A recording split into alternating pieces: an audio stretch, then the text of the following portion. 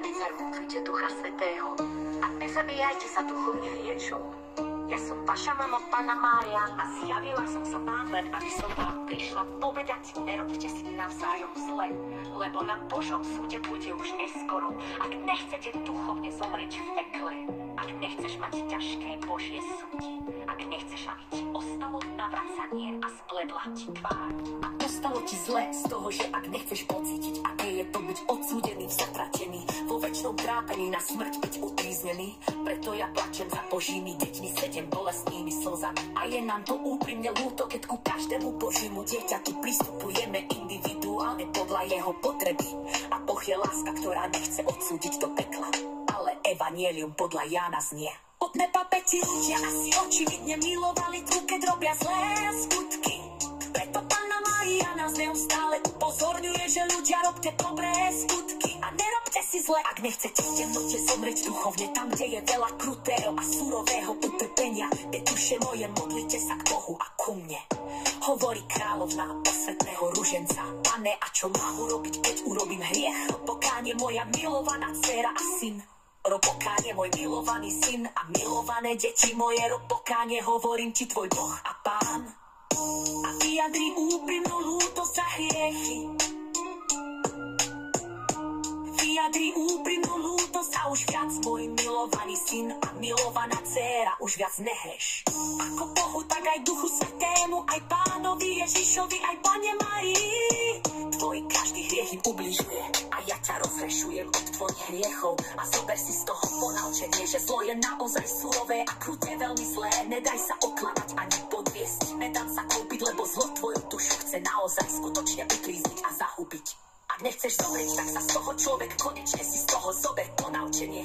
Každá karma je zdarma. Ak nechceš ešte viac Pánovi Ježišovi viac ublížiť svojim hriechom, Božie mlyny bežia pomaly, ale isto. Božie mlyny sa krútia pomaly, ale isto. Ho, baránok Boží, ty, ktorý snímaš hriechy sveta, zmiluj sa, Pane náš, nad nami, lebo sme sa prehrešili proti tebe a je nám to úprimne ľúto. Odpusť prosím, Pane Ježišu, lebo nevedia, čo činia. Ježišu, prosíme ťa, zachráň nás od pekelného ohňa a priveď do neba všetky duše, najmä tie, ktoré potrebujú najviac vaše milosrdenstvo. Prosím, dobrotivý Ježišu, zapalte nad svetom Helenu to svetlo, aby už viac nikto neumrel na hriech. Dcera moja milovaná a môj milovaný syn, už prosím ťa, nechreš a rob pokánia, vyjadri úprimnú ľútosť nad svojimi hriechmi. Prosím ťa, Boh, Ocko všemohúci, ty Michal Archaniel, ty knieža najvyššieho, ukáž Bože láskavý satanovi svoju moc a zažij do pekla satana a iných krutých zlých duchov, ktorí sa podielajú na skaze duší a ľudských nešťastí. Piangere, pianger, amor creci, Padre e Madre, et Signore Spirito Santo, Amen, Amen, Amen.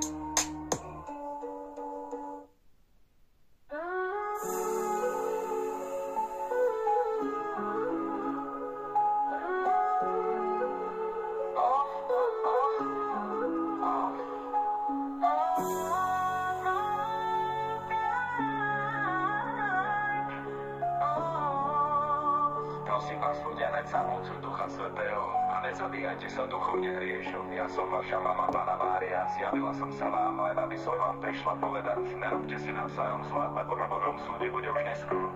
Ak nechcete duchovne zomrieť v pekle. Ak nechceš mať ťažké Božie súdy, ak nechceš, aby ti ostalo navracanie a spledla ti tvára, ostalo ti zle, z toho, že ak nechceš pocítiť, aké je to byť odsúdený, zatratený, vo večnom trápení na smrť byť utríznený, preto ja plačem za Božími deťmi, sedem bolestnými slzami a je nám to úprimne ľúto, keď ku každému Božiemu dieťaťu pristupujeme individuálne podľa jeho potreby. A Boh je láska, ktorá nechce odsúdiť do pekla. Ale evanjelium podľa Jána znie: od neba päti ľudia si očividne milovali to, keď robia zlé skutky. Preto Panna Mária nás neustále upozorňuje, že ľudia, robte dobré skutky a nerobte si zle.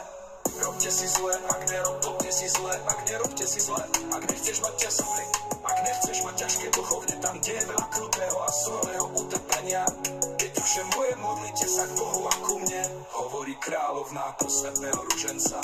Pane, a čo mám urobiť, keď urobím hriech? Rob pokánie, moja milovaná dcera, syn, rob pokánie, môj milovaný syn a milované deti moje, rob pokánie, hovorím ti tvoj Boh a Pán. A vyjadri úprimnú ľútosť za hriechy, vyjadri úprimnú ľútosť a už viac môj milovaný syn a milovaná dcera, už viac nehreš ako Bohu, tak aj Duchu Svätému, aj Pánovi Ježišovi, aj Panne Márii, tvoj každý hriech im ubližuje a ja ťa rozrešuje od tvojich hriechov a zober si z toho ponaučenie, že zlo je naozaj surové a kruté veľmi zlé, nedaj sa oklamať ani podviesť.